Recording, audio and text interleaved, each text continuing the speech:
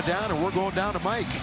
All right, so LeBron, it just always strikes me when you check out of the game at the end, and then you're still watching your teammates, but there's your son out there. There's just always got to be a special moment for you there. For sure, super special for me to come out and he come get me, check in for me. And seeing him living out his dream. I'm living out my dream still, so super special for not only for myself but for our whole family.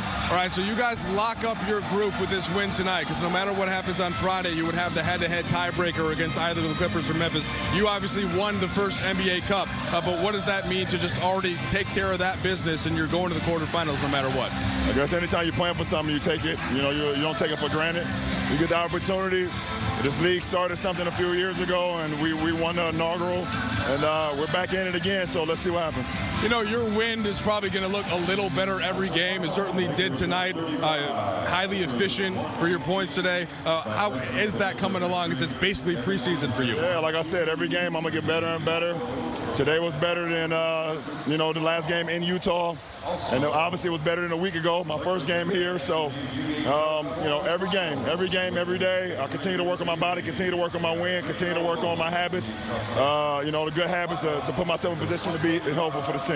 Last one for you. So Luka obviously was unconscious early, and then maybe you guys put this game away early in the fourth. You and Austin, so much time on the court together. You know exactly how each other plays. What's that partnership like for you at this point? Me and AR? Yeah, you and Austin. Yeah, it's easy. It's easy. We've been together. We've played in so many games together, so many minutes, so many situations that, we know where we are, at times without even looking. So to have that chemistry filtered to the rest of our team, we're playing some really good ball right now, and we hope to continue that on Friday. Appreciate it, LeBron. Thanks much. All right, Billy. All right, thank you, Mike. Good job tonight, as always. And thank you to LeBron for stopping by. Lakers clinched the group. They're now a plus 36 with league and scoring at 34.5 points per game, but he's also the fastest player ever to get to 400 points and 100 assists to start a season. Crazy to think, big game James Worthy, that he is the only one in NBA history to do it this quickly. There have been a lot of great players. The first one to 400, 100. That is pretty incredible. Listen, after a long summer of talking about Luka being mentally ready, physically ready, he is off to such a great start. I know you're not surprised, but it's been a lot of fun to see. You even mentioned it last time. What's the one thing you've enjoyed? Luka. And here he is, by the way, right behind you. I am a little surprised, and he is right behind us getting warmed up. Just think of all the names, from Milken to Chamberlain to Oscar Robertson, Magic, Bird. I mean, and he's the only one. Yeah. I mean, it's amazing what we're witnessing. Even when he wasn't a Laker, we were witnessing greatness. Now we get to see it on a game basis here in LA. Just a remarkable player, Geeter. He has drive, more drive than I've ever seen in his career. And I mean, he had a lot of drive when he was with Dallas and when he made it to the finals. But I think he's on a mission right now. He just takes it to another level. And so it's just good to see that he's enjoying Los Angeles and winning. James, he's among the top in assists as well. And of course, he's leading the league in scoring. But one thing that's kind of been sneaking under the radar, fourth in the league in steals. Now, we've talked about a lot of times, and you've mentioned Magic on this show. Those guys aren't going to be the on-ball defenders. You don't want them to be. You don't want them to be. But you do need to play team defense to win championships. 4 steals. He's impressed me with the way he reads the game and the flow and gets in the passing lanes. Geeter, his offense is so potent that people don't see the wisdom that he has on the defensive end. He's a great team defender from the weak side, anticipating, getting his length in passing lanes, deflections and steals. He's smart because he knows what offensive players are doing, so he anticipates.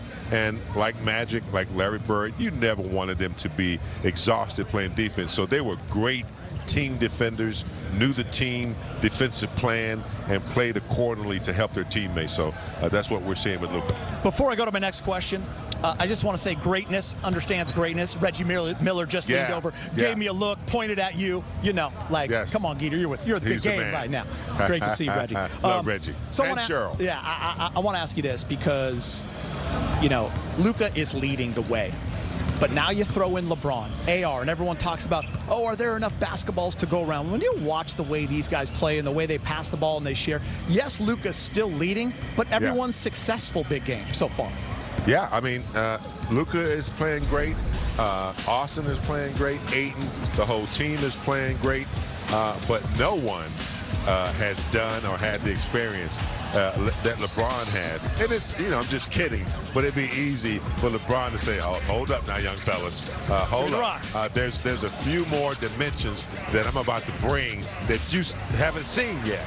And I think his winning habit is contagious.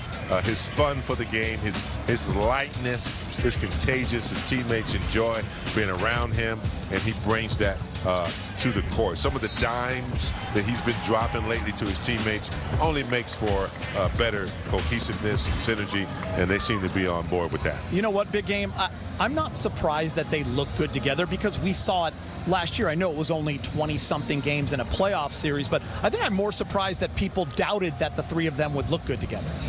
It's that's what surprises me. It's a potent threesome. Yeah. I mean, we talked about how the torch being passed down. MJ to Kobe, yeah. and then Kobe to LeBron. But they never were on the same team. Now you got Luka and LeBron on the same team, and the emergence of an all-star player in Austin Reeves who delivers every night. So yeah, but they seem to enjoy knowing their roles and playing with one another, and they don't get in the way. They just allow each other to play, and that's what makes for unity and winning. All right, we're having a lot of fun down here. We do have Lakers and Clippers coming up. We are going to break. My guy, Jake LaRavia, is among many offseason additions that have helped the Lakers get off to such a great start. We'll be joined by GM Rob Pelinka, the man who made finals with a win against the Clippers. And Big Game James, right here on the floor, I'm going to give you a stat that you are going to love. The Lakers are leading the league in clutch games. They are 6-0, meaning they have not lost yet when it's clutch time. Last 5 minutes of the game in a 5-point game. Now, Detroit's been there a lot. They're 10-1, okay? OKC, yeah. 5-1. But the Lakers are 6-0. What do you think has been the reason for that? Obviously, they got clutch guys down the stretch and a lot of ball handlers, but what have you seen late in games where they've had some heroics? You have to have clutch players, and the Lakers have those. Before LeBron came back, Luka, Reeves, and a good team effort. But Geeter, you don't go 6-0 and win clutch games without playing some really good defense down the stretch. I don't care what your offense is doing. You got to make stops. You got to make the least mistakes. You can't turn the ball over.